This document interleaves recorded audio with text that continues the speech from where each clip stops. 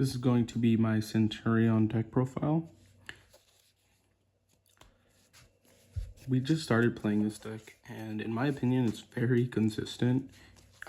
Even though the engine is pretty small, the starters are all great, and they're all extenders as well. And the deck just keeps going, especially with a great grind game, using the Bestials to keep going with the regained. So we'll get started. We play 3 Primera. Now, Primera is like one of the better starters of the deck. Like I said, they are 12, but it's one of my favorites to start with. Just the combos itself with this card are great as long as you have a discard fodder for your field spell. And then also, once again, 1 card starter, Trudea. Now, Trudea is not as fun, in my opinion, to start with, but she is very ideal for the deck and just great overall. We play 1 of the Artie. Just a great extension, just getting you straight into synchros with the Trudea, since Trudea is not a tuner.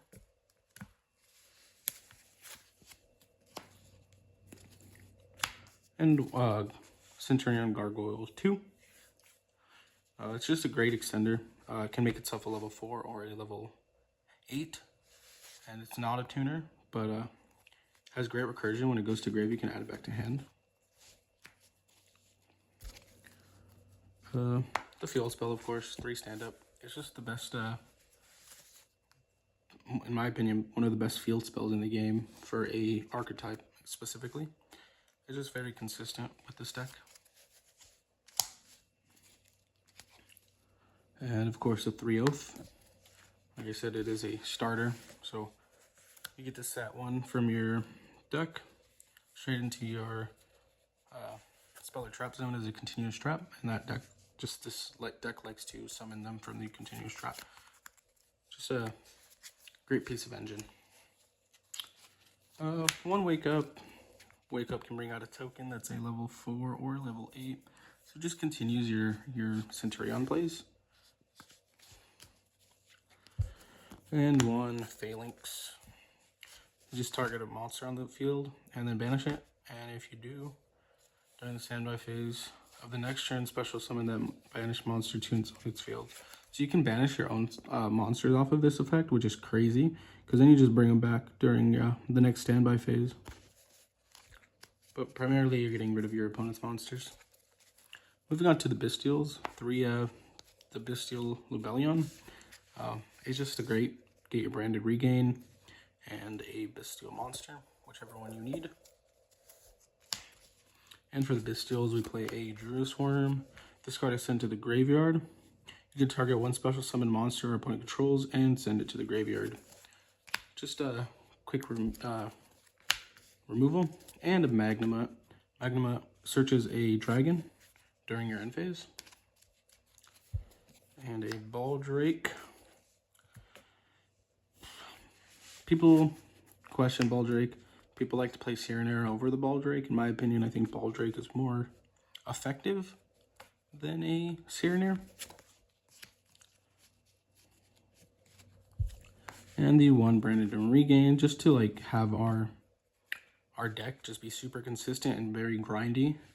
When a card is banished, you get to place with that card and then draw a card. So you're just getting extenders or hand traps, which this deck can run a bunch of hand traps.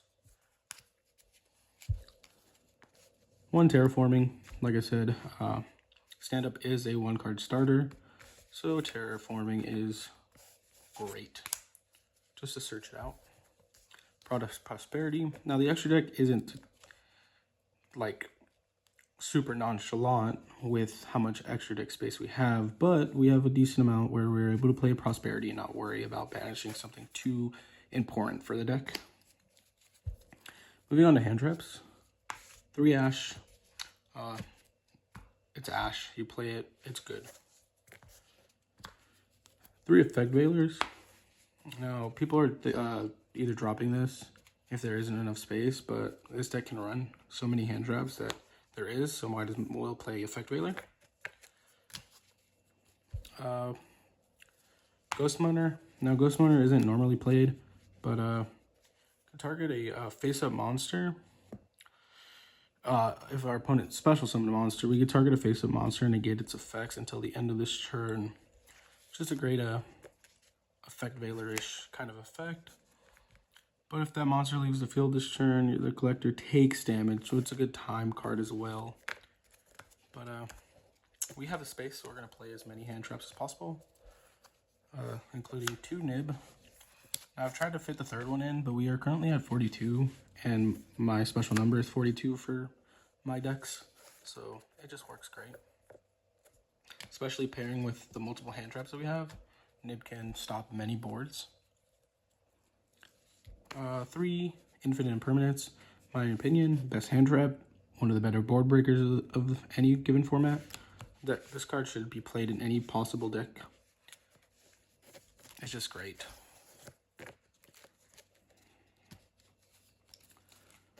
Two talents. We don't play thrust, so might as well just have this at 2 instead of just the 1 with the thrust.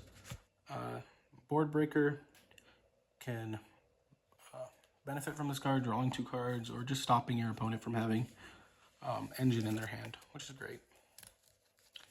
And finally, for the 42nd card, we play Called By. Hand traps hit this deck decently well, in my opinion. So having the Called By is just great to avoid those hand traps. Moving on to the extra deck. 2 Primus. Primus is just great. It's part of your combo, and then on top of that, you just get to destroy a card for whatever reason. Konami decided that midway through a Centurion combo, we're just allowed to pop something, which is amazing. And Legato. She's ran at 2. Most decks play her at 2. I haven't had a reason not to play her at 2, but we'll just keep going with that. And then one of these, the Alkazula, it's alright. I rarely go into this card as much as I would like to, because we do go into Crimson Dragon a lot instead. But it's just nice to have. Along with our Crimson Dragon, I guess, we'll go Crimson Dragon first, of course. Target a card. I believe it's level 8 or higher, but most of the time we're just targeting level 12s. And then get to special, oh, it's a level 7 or higher, my bad. And then special out the same level with a different attribute. Most of the time we have a light or a dark on field. This goes back into the extra deck, and then we bring out usually our Cosmic Blazar Dragon. Now, our Cosmic Blazar Dragon is just an Omni Negate, which brings itself back every turn. You have to banish it, of course, but then when it comes back, it just has that Omni Negate effect again, which is amazing. We run it at 2, and the QCR version of this, for whatever reason, is less than $5, which is amazing. Just rarity upgrade instead of commons. Another one of our Crimson Dragon, Red Supernova. It's amazing to wipe boards, in my opinion. We rarely go into this. We'll rather have the negate, especially for grind games. The negate's incredibly good, but wiping a whole board is very nice as well. We can go into a level 10 using our Bestials and a Centurion monster.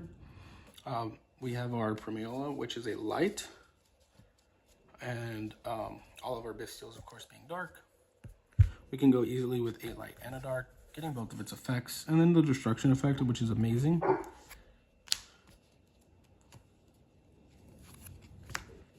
We also play a Bestial Dissipator, since we're playing most of the decks, most of the Bestial cards. It's good to go into. You can, with our tuners, of course, being our Centurion monsters. One Almirage for the Trudea. Sometimes you just need Trudea engrave. This is how you get it engraved. One Magistus Moon Maiden for our Primula. Sometimes you just need a Primula engrave, and this is how you get into it. One IP. I might change this for a second Crimson, because if our Crimson gets negated, it isn't the best to have this. It doesn't do much, in my opinion. And the second Crimson would just be great for the grind game. Last but not least, of course, SP Little Knight. SP Little Knight. It's just SP Little Knight. There's nothing wrong with this card. It's just overpowered. And in my opinion, any deck that has the extra Jake space, just like Centurion, should be playing SP Little Knight. But for now, that's the Centurion deck list. I know I'm going to play this at a locals here soon, so I'll be getting back to you guys depending on how I do at the locals. Yep. And I'm trying to start a new series on this channel where it's about ranking up in our locals. So we're going to see how that goes. I should get that out here within the next 2 to 3 weeks, hopefully. But besides that, this is it for the deck list. If you have any suggestions on what I should do with the deck, let me know. I know that Centurion's going to be great into the next format. It does have a hard time against Razel, but against Malice it does pretty well, except for the shifter part. We can play through shifter, but Malice just does it a lot better. But for now, that's everything. So, let me know if you guys liked it. So leave a comment and like the video, and subscribe if you haven't.